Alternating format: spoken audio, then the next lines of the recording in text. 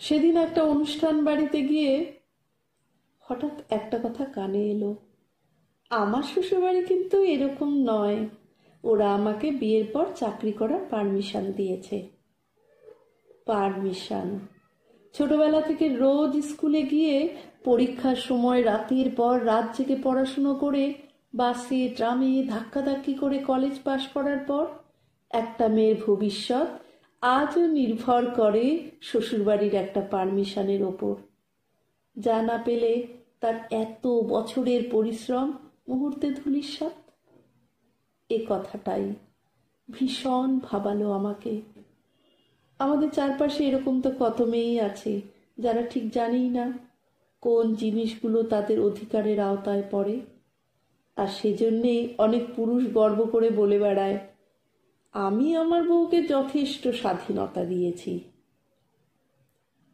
প্রতি বছর নারী দিবস আসে, সোশ্যাল মিডিয়ায় নারীর অধিকার, ক্ষমতায়নের গাদা গুচ্ছের লেখালেখি, ভিডিও সবকিছুই চোখে পড়ে।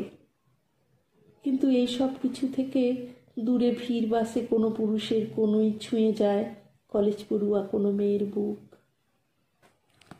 অথবা রান্নায় নুন বেশি বলে সেদিন ভাত নয়, বরের মার জোটে বউটির ভাগ্যে।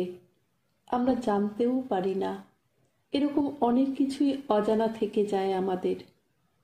শাড়িতে হলুদের দাগ, চুল উস্কো খুস্কো, সারাদিন বাড়ির কাজ সামলানো পাশের বাড়ির মহিলাটি হয়তো একদিন তাক লাগিয়ে দিতেন নজরুল গীতিকে। কিংবা রোজ সকালে যে মেয়েটি চুড়িদার পরে 6 টাকার কেক খেতে খেতে সকাল 8টার বাসে অফিস যায়, সে হয়তো একসময় স্টেট লেভেলে বাস্কেটবল খেলতো।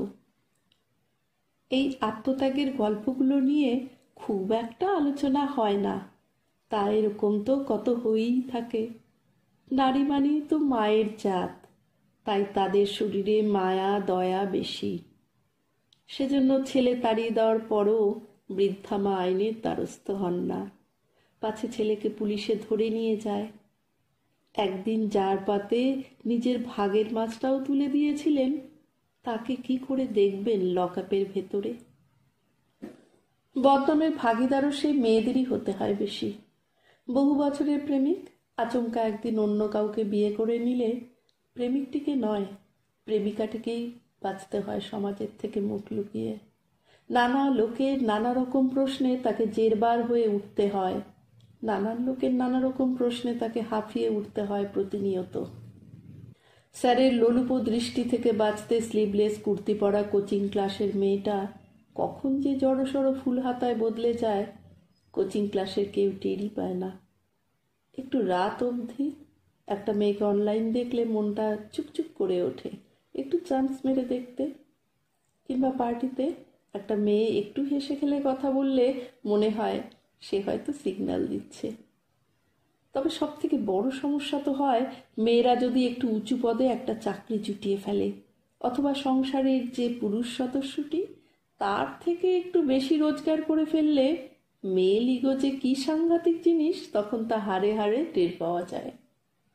অফিসের বস মেয়ে, ধুর, তাও আবার হয় নাকি? রেস্টুরেন্টে খেতে গিয়ে বউ বিল মেটাবে? না না, আত্মীয় স্বজন বন্ধু বান্ধব তারা কি ভাববে? এত দূর অবধি তবু ঠিক আছে, মেনে নেওয়া যায়। কিন্তু সব থেকে তখন খারাপ লাগে কখন বলুন তো? যখন নিজের যোগ্যতায় নিজের ক্ষমতার জোরে সাকসেস পাওয়া একটা মেয়ের পিছনে কিছু কিছু লোক বলে ওঠে, দেখো কত লোকের সঙ্গে কি সব করে বেরিয়েছে সাকসেস পাওয়ার জন্যে। তবে যদি ভাবেন এই সব কিছুই শুধুমাত্র নিম্নবিত্ত বা মধ্যবিত্ত ঘরে জন্মানো মেয়েদের সহ্য করতে হয়, আর উচ্চবিত্ত পরিবারের মেয়েরা খুব সুখে থাকে, তাহলে সেই ধারণাটা আজই বদলে ফেলুন। কারণ দামি মেকআপের আড়ালে কালশিটে লুকিয়ে থাকে তাদেরও। তাহলে কি সব পুরুষ খারাপ? একেবারেই তা নয়। আমি এমন অনেক পুরুষকে দেখেছি যারা প্রত্যেক দিন সকালে স্ত্রী অফিস যাওয়ার আগে তার জন্য টিফিন বানিয়ে দেয়। আমি এমন অনেক পুরুষকে দেখেছি যারা প্রেমিকার জন্য রাতের পর রাত জেগে পরীক্ষার জন্য নোটস তৈরি করে দেয়। আমি এমন অনেক পুরুষকেও জানি যারা অসুস্থ স্ত্রীর সেবা করে যান বছরের পর বছর ধরে। কিন্তু এটাই তো স্বাভাবিকতা, কাঁধে কাঁধ মিলিয়ে একসঙ্গে লড়াই করাটাই তো স্বাভাবিকতা। বছরের পর বছর ধরে নারী তো শুধু এটাই চেয়ে এসেছে যে তার পুরুষ সঙ্গী তাকে দুর্বল নয় বরং সহযোদ্ধা ভাবুক, তার অফিসের লোকেরা তাকে সহকর্মী ভাবুক।